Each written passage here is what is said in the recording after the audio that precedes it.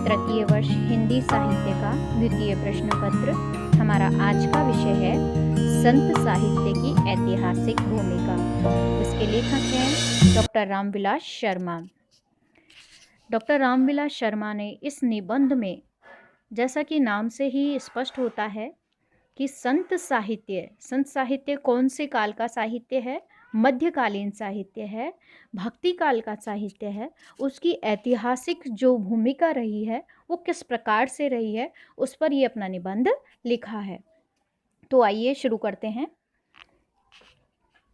भारत में अंग्रेजी राज कायम होने से पहले यहाँ साहित्य की जो देशव्यापी धारा प्रवाहित थी उसे हम संत साहित्य कहते हैं। इस धारा का स्रोत न तो राजदरबार थे, न मंदिर और न मस्जिद। इस धारा का स्रोत भारतीय जनता का हृदय था।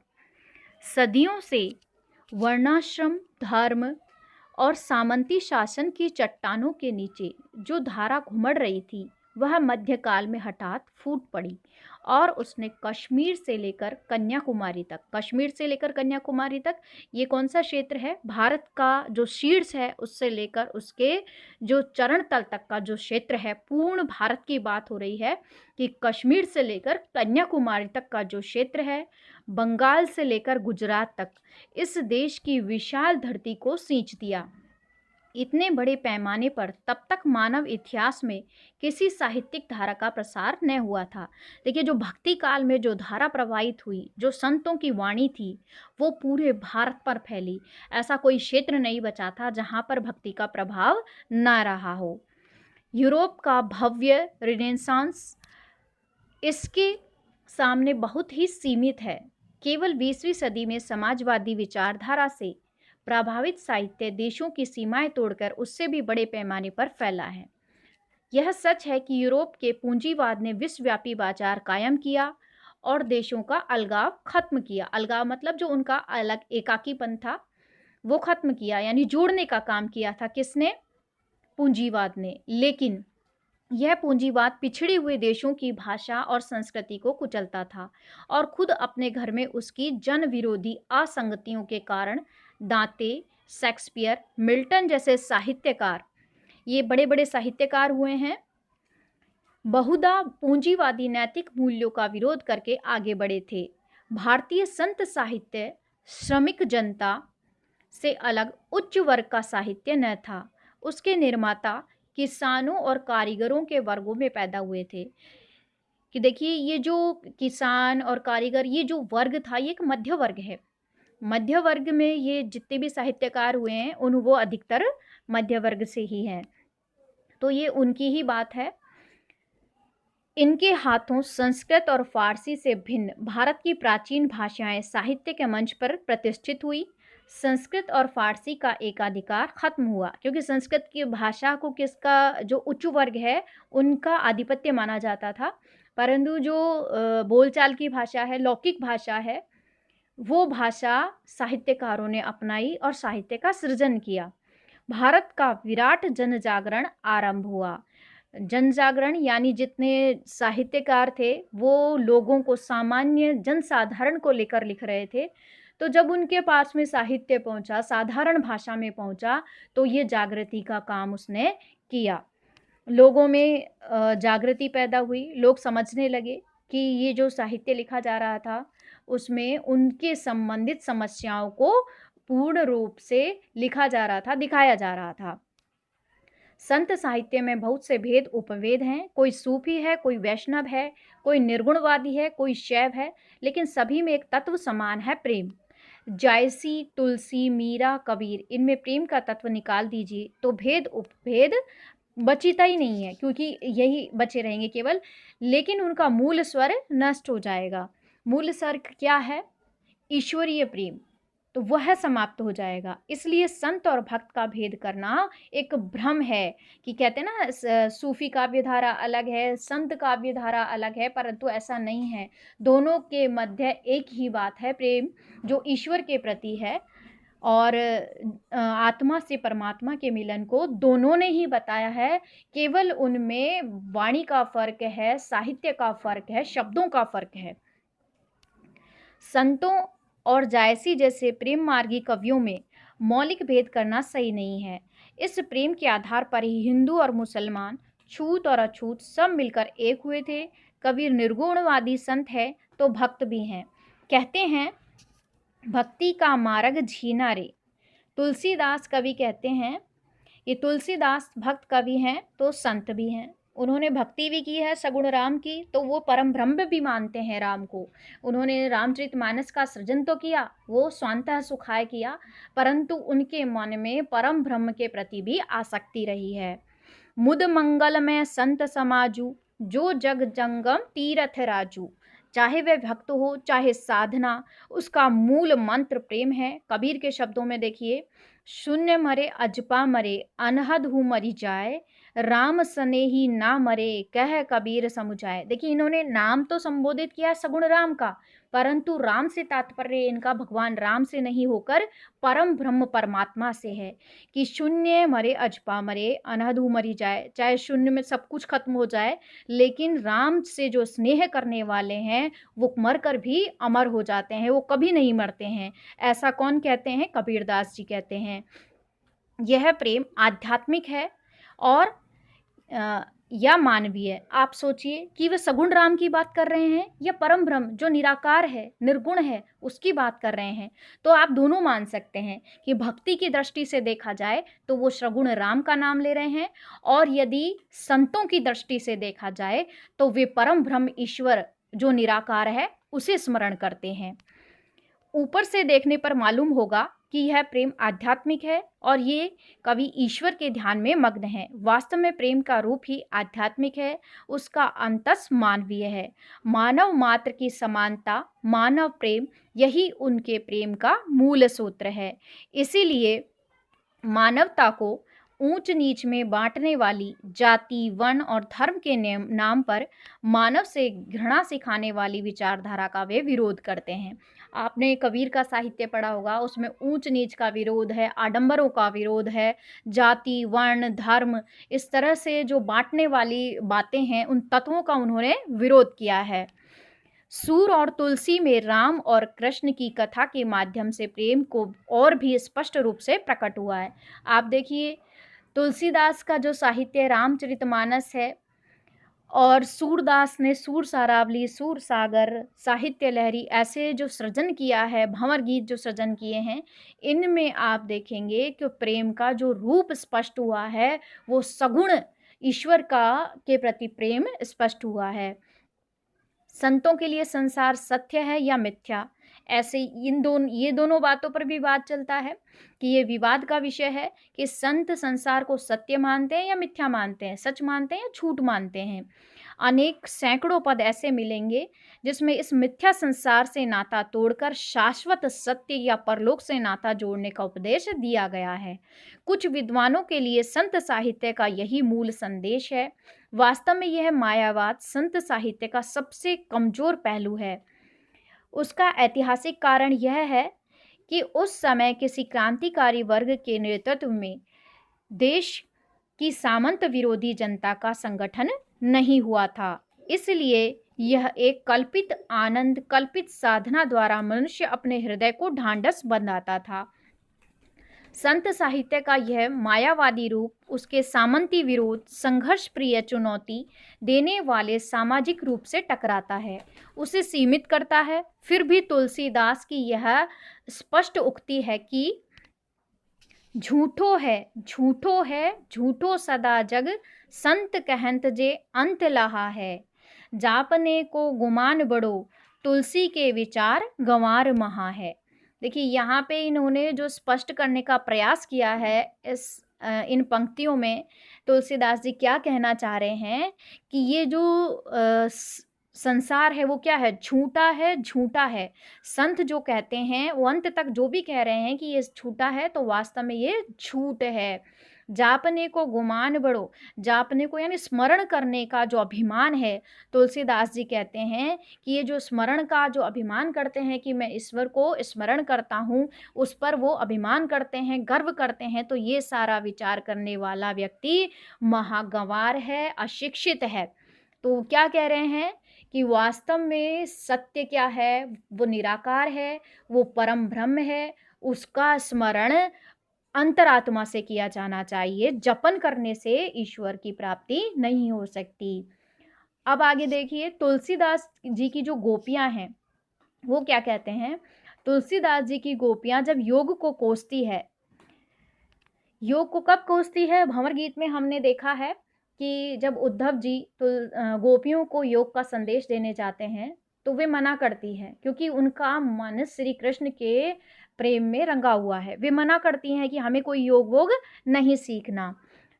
तो वे ऐसा क्यों कहती हैं? तुलसी की, आप तुलसीदास जी की बात करें, तुलसीदास जी की जो ग्राम बधू हैं, जब सीता से पूछती है, कहूँ सावरे से सखी रावरे को हैं, कि ये जो सांवले से हैं, हे सखी, ये जो सांवले हैं आपके साथ में, ये कौन हैं? तो ये कौन पूछ रही हैं?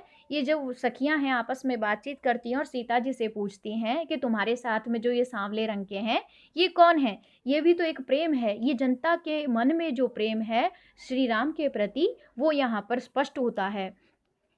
जब मीरा विभल होकर गाती है, मीरा के मन में भी श्री कृष्ण के प्रति अतुलनीय प्रेम था, भक्ति थी। वो क्या गाती हैं?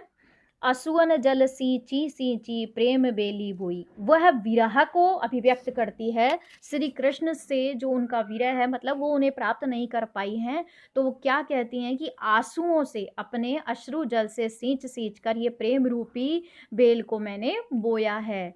तब संत साहित्य की धारा मानव प्रेम की ही प्रतिष्ठा करती है। यानी कि हर जगह, चाहे संत साहित्य हो, चाहे सूफी साहित्य हो, वो प्रेम की ही प्रतिष्ठा करता है।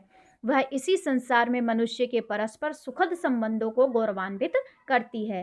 संत साहित्य की प्रबल धारा ने समाज के ऐसे स्तरों को जगाया जो सबसे पीड़ित थे और संस्कृति से वंचित थे। अछूत नीच कहलाने वाले लोगों को संतों का जन्म हुआ। देखिए, जो जैसे आप बात करें रैदास की, कबीर की, तो ये ऐसी जाति में जन्मे थे।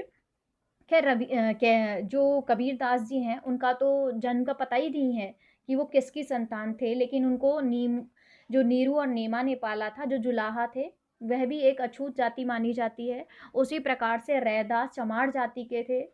पीपा, ऐसे बहुत से संत हुए हैं जिनका जन्म अछूत और निम्न जाति से हुआ था। इसलिए सर्वाधिक इन्होंने छुआछूत का विरोध किया, बाह्य आडंबरों का विरोध किया, जात पात का विरोध किया। तो इन संतों की वाणी में ये विरोध अपने जन्म के संदर्भ से तभी से इनके मन में आ गया था और इनकी वाणियों में वही विरोध दिखाई देता है। इन सब लोगों के लिए न मंदिर में जगह थी, न मस्जिद में। इनका निर्गुणवाद मंदिर, मस्जिद, वेद, पुराण और कुरान के विरुद्ध चुनौती बनकर आया। इन्होंने जो वाणियाँ दी, जो अपनी साखियाँ, दोहे, जो पद सृजन किए, वे सभी इन सब वादों से दूर थे। वो ऐसी बात स्पष्ट कर रहे थे, निराकार ब्रह्म की ओर ईश्वर, ये जो मंदिर मस्जिद में भगवान है, मंदिर में और मस्जिद में जो उनका अल्लाह है, उसका ये विरोध करते हैं कि मंदिर जाने से ही अगर ईश्वर प्राप्त होगा और मस्जिद जाने से ही अल्लाह प्राप्त होता है, तो बाकी की ये जो सांसारिक सृष्टि है, तो इसमें भगवान नहीं है इसका मतलब। लेकिन ऐसा वो नहीं मानते। वो कहते हैं कि ईश्वर निराकार है, सर्वत्र विद्यमान है, सर्वज्ञ है। तो उन्होंने ये मंदिर मस्जिद, इनकी सीमाओं को तोड़ते हुए, इनका विरोध करते हुए, वेद पुराणों से दूर होकर उनकी चुनौती दी है और उन्होंने निराकार ब्रह्म को माना है। वे मंदिर मस्जिद की सीमाएं नहीं मानते, भले इनका द्वार उनके लिए बंद हो, वह अपने हृदय में साहब का दर्शन कर लेते हैं। हम कबीर की वाणियाँ पढ़ें, रैदास की पढ़ें या अन्य नानक की पढ़ें, तो जितने भी संत कवि हुए हैं, उनकी वाणियों में, उनके पदों में हमें ये बंधन रहित काव्य का स्पष्टीकरण होता है। किसी भी तरह का ईश्वर को स्मरण करने के लिए कोई बंधन उन्होंने नहीं दिखाया है। संत साहित्य इन पीड़ित जातियों का क्रोध अच्छी तरह प्रकट करता है। सदियों का दबा हुआ सम्मान, सदियों का संचित अपमान कड़वी उक्तियों में फूट पड़ता है, भले ही उन्होंने उपदेश दिया हो। देखिए, जो एक जाति होती है, जो दलित वर्ग है, वो जब भी दबाया गया है, शोषित हुआ है, तो उनमें से कोई ना कोई ऐसा व्यक्ति निकल कर आया है जिसने उसका विरोध किया है। तो ये संत भी उसी जाति से निकल कर आए। अधिकतर संत उन्होंने इसका विरोध किया। तो किस प्रकार से यहाँ पर विरोध किया है देखिए, ऐसी बानी बोलिए मन का आपा खोए, औरन को शीतल करे आपहु शीतल होए। कबीरदास जी ने यहाँ पर कितनी अच्छी बात कही है कि ऐसी वाणी बोलनी चाहिए जिससे मन का आपा खोए, यानी मन शीतल हो जाए, औरों को शीतल करे और स्वयं भी शीतल हो जाए। यानी मीठा बोलिए, अच्छा बोलिए, ताकि दूसरे आपसे प्रभावित हो जाएं, चाहे आप किसी भी वर्ग के हैं, किसी भी जाति के हैं, परंतु आपके प्रति लोगों के मन में सम्मान आदर की भावना आए और दूसरे जो भी बात आप कहें वो अनुकरणीय हो। ठीक है, तो इस प्रकार से उन्होंने स्पष्ट उपदेश दिया है। तुलसीदास जी ने अपने विरोधियों के लिए जिन विशेषणों का प्रयोग किया है, देखिए वे कितने शीतल हैं। ऊपर गंवार महा है कि उक्ति एक मिसाल है, कबीर का तो कहना ही क्या।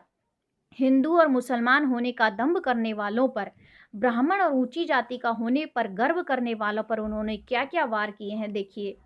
कबीरदास जी ने तो बहुत ही बढ़िया तरीके से ऊंच नीच का विरोध किया है। आडंबरों का विरोध करते हुए उन्होंने जो प्रत्यक्ष प्रहार किया है शब्दों के माध्यम से, वो बहुत ही अच्छी तरीके से स्पष्ट है। देखिए एक उदाहरण देखिए, साधो पांडे निपुण कसाई, बकरी मारे भेड़ी को धाए, दिल में दर्द न आई।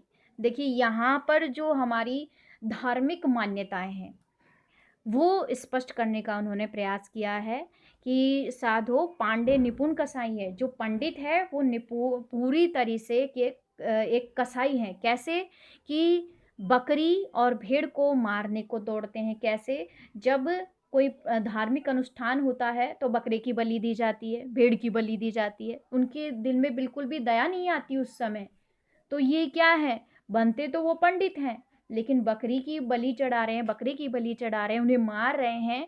तो इससे बड़ा पाप क्या हो सकता है। बलि के नाम पर, भगवान के समक्ष बलि के नाम पर ये क्या कर रहे हैं, ये एक कसाई जैसा कार्य कर रहे हैं। उनके मन में बिल्कुल भी दर्द दया नहीं होती, क्योंकि वो क्या मानते हैं, इसको धार्मिक कृत्य मानते हैं। तो यहाँ पर भी उन्होंने ये इस प्रकार से जो बुराइयां हैं समाज में फैले, ये कुरीतियां हैं, उनका भी विरोध किया है। संत साहित्य हिंदुओं और मुसलमानों को मिलाने वाला, उनकी धार्मिक कट्टरता की कटु आलोचना करने वाला, जाति प्रथा और ऊंच नीच का भेद मिटाने वाला साहित्य है। मैंने अभी स्पष्ट किया कि कबीरदास जी ने या जो संत साहित्य है उसमें जो भी सृजन हुआ है वो ये सबको एक साथ लेके चलने की उन्होंने बात की है। ऊंच नीच का उन्होंने सदैव ही विरोध किया है। सामंती समाज में पुरोहितों ने नारी मात्र को संस्कृति के चौके के बाहर कर दिया था। बहुत दिनों के बाद नारी ने इस चौके की सीमाएं तोड़कर साहित्य के क्षेत्र में पैर रखा। मध्यकालीन भारत में नारी जागरण की प्रतीक अमर गायिका मीरा है। देखिए मीरा एकमात्र ऐसी कवियत्री रही जिन्होंने समाज के सभी बंधनों को तोड़ के और संतों में अपनी एक प्रमुख अहम भूमिका निभाई है। संतों ने नारी को साधना में बाधक समझा, लेकिन सूर, तुलसी, चंडीदास आदि कवियों ने उसके प्रति संवेदना प्रकट की और उसके प्रेम और सौंदर्य की गीत भी गाए हैं। देखिए आप तुलसीदास जी की बात करें तो सीता के सौंदर्य का वर्णन उन्होंने रामचरितमानस में किया है और राधा के सौंदर्य का वर्णन सूरदास ने किया है। ठीक है, और उनके प्रेम की जो पराकाष्ठा है उसको भी इन्होंने चित्रित किया है। अब बात करते हैं हम आगे। संत साहित्य में नई जातीय चेतना का साहित्य है। संत साहित्य नई जातीय चेतना से तात्पर्य है कि जो जातिगत भेदभाव उस समय विद्यमान था उसे नष्ट करके समरूप एक जाति मानी कि मानवता को धर्म के रूप में उन्होंने स्थापित करने का प्रयास किया। किन्होंने, संतों ने। यह जातीय चेतना भाषा प्रेम में रूप में प्रकट होती है। संत कवि संस्कृत और फारसी की तुलना में भाषा के रस की प्रशंसा करते हैं।